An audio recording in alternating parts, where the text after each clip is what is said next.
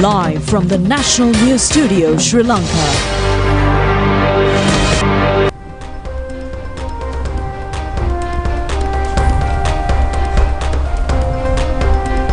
Hello there, good evening and a warm welcome to the National News broadcast, bringing you your top stories for tonight. I am Lakshit Singha. A very good evening indeed. I'm Sharifa Tahir. Let's take a look at the headlines.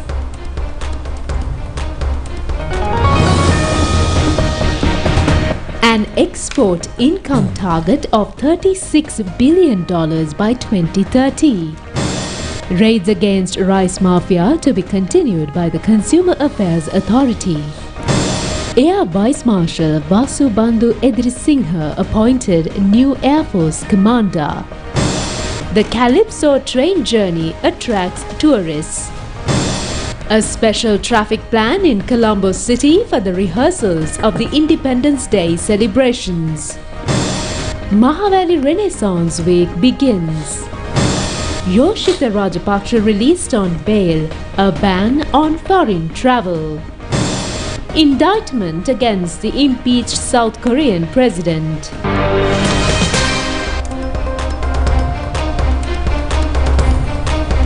On to those and other stories in detail. We start off with the top story for tonight. In line with the new government's policy of a thriving nation, a beautiful life, President Anurag Kumar Disarnayak directed officials to take the necessary steps to increase export revenue to 36 billion rupees by 2030. The President expressed these views during the meeting of the Export Development Council of Ministers held today at the Presidential Secretariat. Export revenue, which stood at $16.1 billion in 2024, is expected to rise to $18.2 billion this year, with a long-term goal of reaching $36 billion by 2030 through a comprehensive action plan. The discussions emphasized the importance of strengthening domestic production and transitioning to an export-driven economy. Participants also highlighted the need to leverage Sri Lanka's strategic location, human resources and natural assets to develop a sustainable industrial growth plan. This focused on revitalizing struggling domestic manufacturing industries, enhancing the competitiveness of export sectors, promoting the services industry and capturing global markets through innovative strategies. Additionally, attention was drawn to attracting foreign direct investment under a national framework, creating a conducive environment for new investments, reducing production costs and ensuring the availability of essential infrastructure and resources. A decision was made to establish a VAT refund system at the airport for goods purchased by tourists.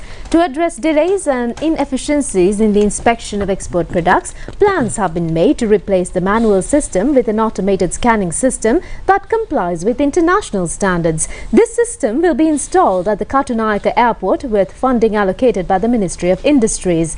It was also decided to permit the inspection of railway engines manufactured in Sri Lanka, which had previously posed a barrier to exports, to be conducted within the country. It was decided to introduce renewable energy sources to reduce costs within the export industry and to launch a program to encourage exporters to adopt modern technology, enhancing cost efficiency while conserving electricity. It was also decided to provide funding from the CES fund to implement programs focused on entrepreneurs and investors to achieve export targets. Investment Facilitation Committee was established to facilitate investment in the export sector by providing investment support for both domestic and foreign investments. It was decided to provide export incentives for the export of gems and jewelry by identifying the correct export value through an appropriate method. The government has focused on the export of electronic equipment and devices manufactured locally, and discussions were held regarding providing customs duty concessions on raw material imports for this purpose. Special attention was given to the digitalization of data systems related to the export industry in the implementation of the decisions. There were also a focus on increasing the bank guarantee limits for incentivizing service exports. Ministers of several ministries, ministry secretaries, state officials and several others were present at this occasion. Consumer Affairs Authority has extended their operations in search of persons who sell rice on a higher rate.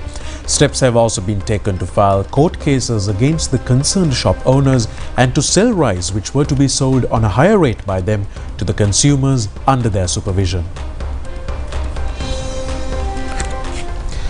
The Consumer Affairs Authority conducted a raid in search of those who sell rice at a higher price in Peta today. Action has been taken to file a case against a supermarket in Shetty Street area for selling rice at a higher price.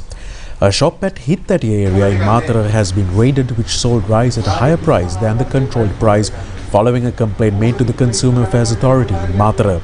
It has been revealed that they have been selling local red keklu rice at a rate of 300 rupees per kilo. Legal action will be taken against the owner of the shop and arrangements were also made to sell about 4,000 kilos of rice to the people which were recovered from the shop under the supervision of the officials of the Consumer Affairs Authority. As a solution to the current shortage of rice, the Akuresa Multipurpose Cooperative Society took steps today to sell rice at a controlled price. Long queues were seen to purchase rice.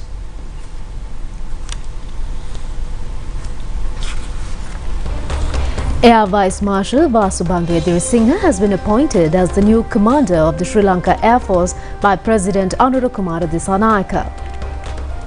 The appointment letter was handed over to him today by Secretary to the President, Dr. Nandika Sanath Kumanayake, at the Presidential Secretariat. Air Vice Marshal Vasubandhu Singha becomes the 20th commander in the history of the Sri Lanka Air Force. This appointment will take effect from the 29th of January.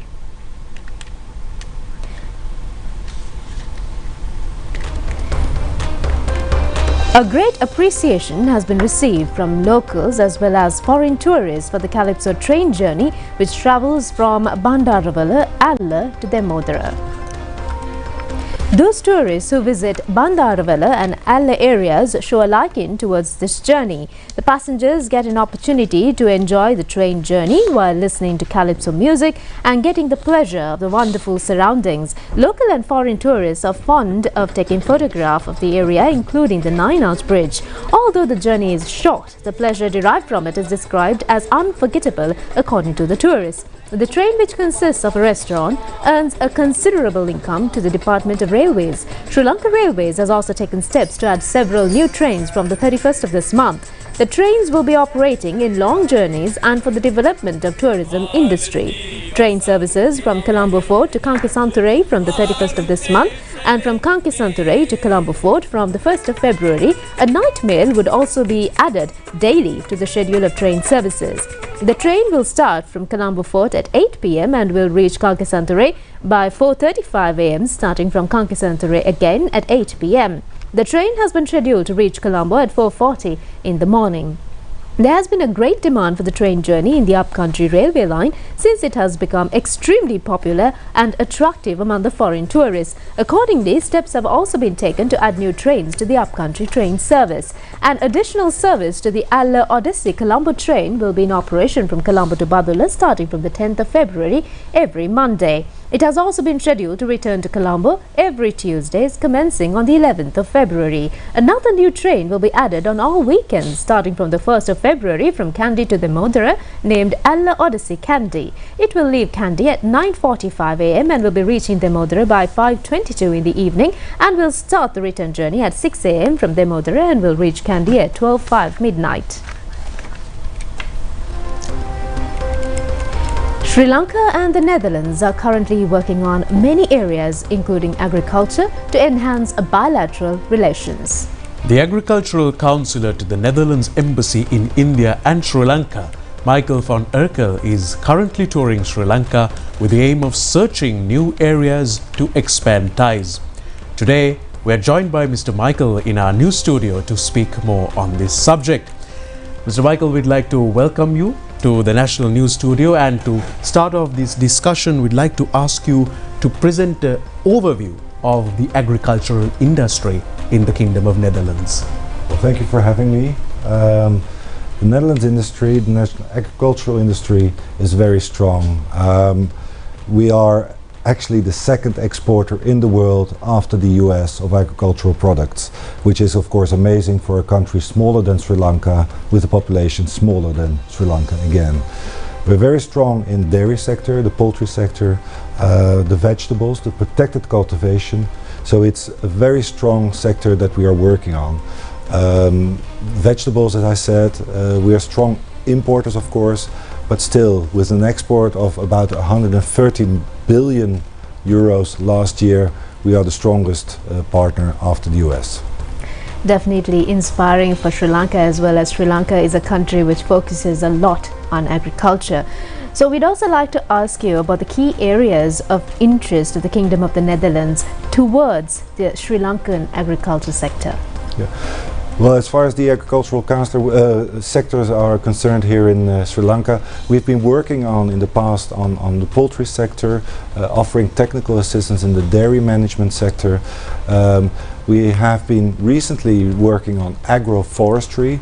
We see a trend, of course, worldwide to be more working on sustainability, and we see possibilities to supporting the tea plantations and rubber plantations and coconut plantations in becoming more sustainable by practicing agroforestry, combining the traditional plants with, for example, herbs and other vegetables.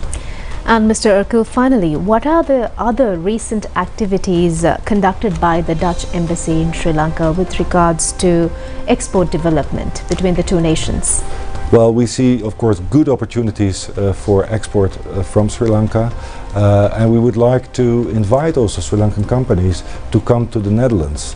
The Netherlands, the gateway to Europe, is your entry to Europe. And I would love to see more in Sri Lankan companies actually participating in our economy.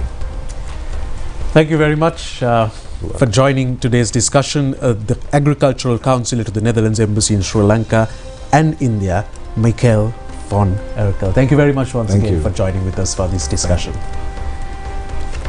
Moving on to more local stories. Under the Fact Check feature program today, our attention will be focused on the official motor car of the chairman of the Ceylon Petroleum Corporation.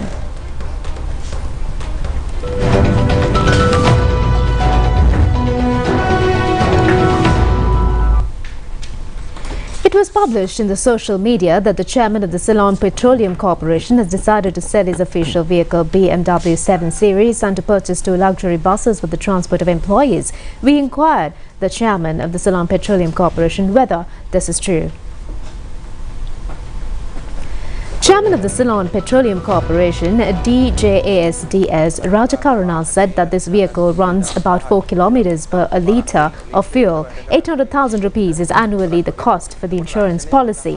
He said that with the maintenance expenses in 2018, the corporation had to spend 6.77 million rupees. Even this vehicle is not used. The corporation has to bear the maintenance cost. He added that according to the new government policy, such high expensive vehicles are not used. Thereby, a decision was taken to sell this vehicle and purchase 2 buses for the convenience of the employees. He also said that in social media, some have questioned that could the chairman be able to sell vehicles of the corporation? Legally, it is impossible. However, a paper will be submitted by the director to the board, to the cabinet of ministers to get the approval for this matter. He further said that this will be solely done according to the existing laws. ඒ අනුව පවතින නීතිමය ක්‍රියාදාමය අනුගමනය කරලා තමයි මේ කටයුතු සිදු කරන්නේ. සභාපතිවරයා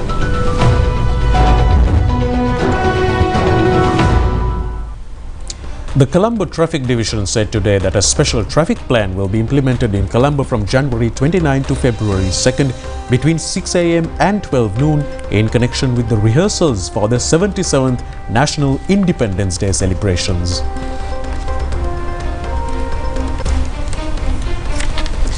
Accordingly, during this period, entrance from Vijayarama Mawatha to Vidya Mawatha has been restricted. Entrance has also been restricted from Bauddhaloka Mawatha towards Maitland Place and from Bauddhaloka Mawatha towards Premakirti Diyalvis Mawatha. Stanley Vijayasundara Mawatha entrance towards Foundation Road and Independence Roundabout entrance towards Independence Square will also be kept closed during this period. Entrance from Horton Place Maitland Crescent towards Independence Roundabout and RG Senanayaka Mawatha along Maitland Crescent towards Independence Roundabout has also been curtailed. Maitland Crescent entrance from Independence Roundabout will also come under the same restrictions. Police said that while these roads will be closed during rehearsals, arrangements will be made to allow vehicles accessing government and private institutions in the area to pass without disrupting the rehearsals. A reception was held yesterday at the Indian House in Columbo to celebrate the 76th Republic Day of India. The event was organized by the Indian High Commission in Columbo. Republic Day is a national holiday in India commemorating the adoption of the Constitution of the Republic of India and the country's transition to a republic which came into effect on the 26th of January 1950. The Constitution replaced the Government of India Act 1935 as the governing document of India, thus turning the nation from a dominion into a republic following its independence from the British Raj in 1947. The Constitution was adopted by the Constituent Assembly of India on the 26th of November 1949 and came into effect on the 26th of January 1950. The date was chosen because the Indian National Congress had proclaimed complete independence on the date in 1930. The reception to celebrate the 76th Republic Day of India was organized by the Indian High Commission. The chief guest of the ceremony was Minister of Health and Mass Media Dr. Nalinder Jatissa. He was received by the Deputy High Commissioner Dr. Satyanjal Pandey. Several musical and cultural performances were also held. Minister of Justice Harshana Nanaikara, former presidents and ambassadors and many other guests attended this. Let me thank each of you for joining the 1.4 billion Indians today in celebrating the 76th Republic Day of India. This day marks the completion of 75 years since the Constitution of India commenced. It is an occasion to celebrate the edifice of the Indian democracy. India has time and again demonstrated that it is a dependable partner and a reliable friend for Sri Lanka.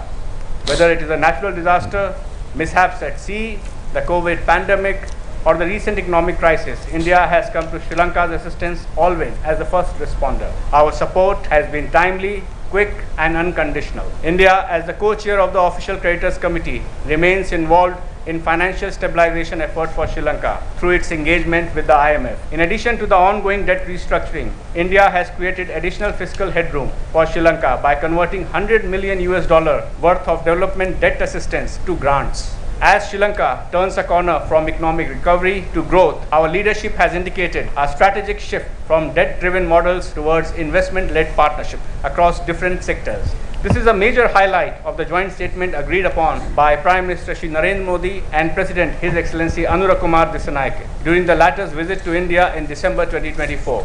These investment projects are focused on enhancing physical, digital and energy connectivity, the key pillars of our partnership. I am delighted to be here this evening representing the government of Sri Lanka on the occasion of the 76th Republic Day of India. On behalf of His Excellency President Anurag Kumar Dissanayake, the government and the people of Sri Lanka, I wish to extend my warmest congratulations and sincere best wishes to the government and the people of the Republic of India on this auspicious occasion.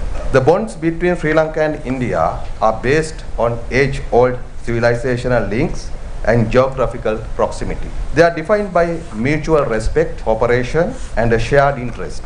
As Sri Lanka stands on the threshold of a new era, it is important to further strengthen its economic ties, enhance people-to-people connections, and advance regional and global cooperation. The future holds immense potential. We consider India to be a trusted partner in our quest for progress and development. Sri Lanka acknowledges India's progressive economic growth in multiple sectors. Sri Lanka recognizes India's potential as a growth pole and believes that India's sustained economic growth and development in technology will certainly benefit Sri Lanka's gradual economic stability and complement its recovery measures. India remains the largest source market for tourist arrivals to Sri Lanka. This indicates that there is great potential to harness in relation to tourism by our two countries. President Anurag Kumar Dissanayake says that a tangible salary increase will be given to the public officials from the next budget. In line with this increase, problems of the pension allowances will be rectified and students' allowances will also be increased. The President made these remarks participating at several public meetings held in Anuradhapura yesterday. One of the public rallies, which is held under the series of public meetings organized under the title of A Rich Country, A Beautiful Life, was held in Tamuttegama last evening. President Andrew Kumar Dissanayake said that opposition groups said that our government will be able to proper international relations. No foreign country will take care for us. He said that, however, at the very beginning, India invited us for an official tour. At this tour, India agreed to cut down the entire loan given for the Mahavi to Anuradhapura railway signal project. He added that it will be swiftly implemented under Indian funds without a debt burden to Sri Lanka. Indian government has also agreed to provide an aid of 10 billion rupees for the issuance of digital identity cards. He also said that some expressed suspicions that India is getting ready to steal data. By the time of implementing data entry stage, the relevant Indian company hand over the project to Sri Lanka. He further said that then the process of data entry is solely done by Sri Lankan officials. A workshop has already been conducted with the Sri Lankan intellectuals in this connection. President Dissanayake said that accordingly 300 data entry centers will be set up island-wide. Then China invited Sri Lankan leader for a visit. He said that China granted an aid worth 20 billion rupees. China will construct a huge conference and exhibition hall in the Columbo port city premises. He added that China had stopped the construction of Kadawatha to Meerigama segment of the Central Highway due to failure of repaying loans. He also said that this has been stopped for over 4 years. Many vehicles of the project have corroded and the project is in decline at present. He further said that Sri Lanka has to pay a compensation to the relevant Chinese company for this delay. We are now discussing to reduce the compensation by about 50% and to start it again. President Dissanayake said that Chinese government has also agreed to provide an entire amount of school uniform materials for our students for this year. Another public rally with the participation of the President was held in Kakirawa. President Andrew Kumar Dissanayake said that the government is getting ready to present the new budget in February. Salaries of the public servants have not been increased for a long time. President Dissanayake said that salary of the public servants will be increased at tangible level in line with the increased allowance paid for the elders, kidney patients, Mahapula scholarship and pension allowances will also be increased. The Mahavi Renaissance Week started today. The opening ceremony was held at the Nallachia Irrigational Tank Pond premises in the Tamuttegama area. This Mahavi Renaissance Week has been implemented under the concept of the President. The Mahavi Renaissance Week was launched under the patronage of Deputy Minister of Lands and Irrigation Susil Ranasinghe. Farmers of 12 farming organizations in the Tamuttegama division have joined this occasion. 3 planting campaign, cleaning the tank bund and the surrounding areas were also conducted at this occasion. The Columbo Additional Magistrate Manjula Ratnayake ordered today to grant bail to Yoshitha Rajapaksa, the son of former President Mahinda Rajapaksa, who was remanded under the Prevention of Money Laundering Act. Yoshitha Rajapaksa was taken into custody recently in connection with the purchase of a land with a residence in Ratmalana area. He appeared before the court today and the Columbo Magistrates Court ordered to release Yoshitha Rajapaksa on 2 surety bails of 50 million rupees each. He has also been kept under an overseas travel ban, including a monthly reporting to the Financial Crimes Investigation Division on the last Sunday of each month, along with a strict directive to avoid influencing witnesses. Yoshitha Rajapaksa joined the Sri Lankan Navy in 2006 as a lieutenant, and according to the Additional Solicitor General Dileepa Peeris, he had been terminated from his service since 2016. The Additional Solicitor General added that a further investigation would be conducted regarding properties acquired by him illegally during that period. Member of the UK Parliament and Foreign Commonwealth and Development Office, Minister for the Indo Pacific, Catherine West, paid a courtesy call on Prime Minister Dr. Harini Amarasuriya today at the Prime Minister's office. During the meeting, Catherine West and Dr. Amarasuriya engaged in discussions on key government priorities including poverty eradication, regional development and economic equity. The dialogue also addressed Sri Lanka's digital transformation initiatives and the Clean Sri Lanka program, with Dr. Amarasuriya highlighting the importance of social responsibility and inclusive governance in driving national progress. British High Commissioner to Sri Lanka Andrew Patrick, Secretary to the Prime Minister Pradeep Saputantri and several others were present at this occasion. Minister Dr. Nalinda Jayatissa says that a wider program will be prepared to inform all sections to take the message of establishing conducive agricultural policy in the country and confirming food security among the public in a proper manner. The minister made this comment at a meeting held in the Health Ministry with the representative of UN Food and Agriculture Organization for Sri Lanka and the Maldives. In this discussion held with the FAO representative Vimalendra Shara, many decisive problems related to food security were taken into consideration. The first advisory workshop in this connection is scheduled to be held in March this year. Sri Lanka extended support to the UN FAO to modernize agricultural sector with cutting-edge technology and conducive agricultural policies. Accordingly, the minister instructed the officials to prepare a suitable plan immediately to obtain the maximum contribution of the relevant resource personnel.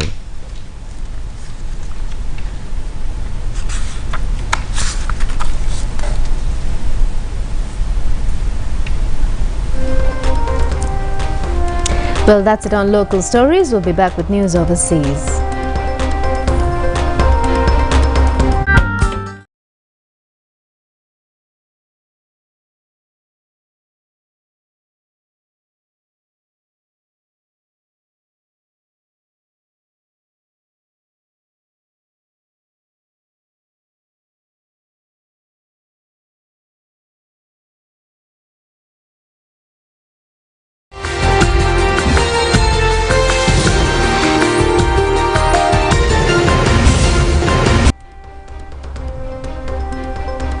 Welcome back. We move on to news overseas now. South Korea's impeached President Yoon Suk-yeol has been charged with insurrection after he attempted to declare martial law in December.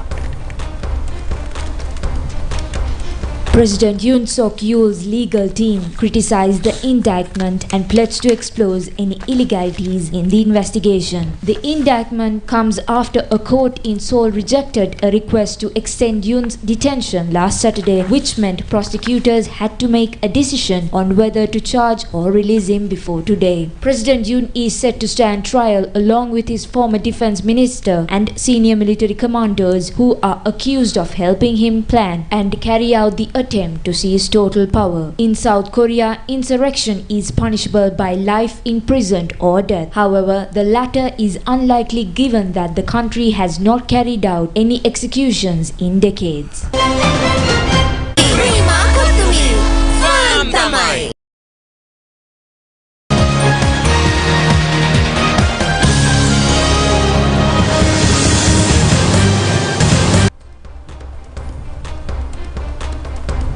We now move on to sports news. Sri Lanka women's under-19 team is now out of the under-19 women's T20 World Cup cricket tournament.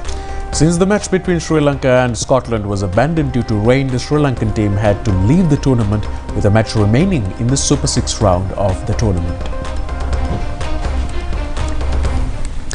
In the first round of the tournament, Sri Lanka women's team played against Malaysia and they were able to win the match by 139 runs. They also won the match against the West Indies by a margin of 80 runs. Sri Lanka women's team tasted a defeat by 60 runs in the match against India in the first round, but they qualified for the Super 6 round by occupying the second place in bonus points table of Group A. By now, under the first group in Super 6, India and Australia have qualified for the semi-finals, and in the second group, South Africa will be playing against England in the semi-finals. The tournament is being held in Malaysia.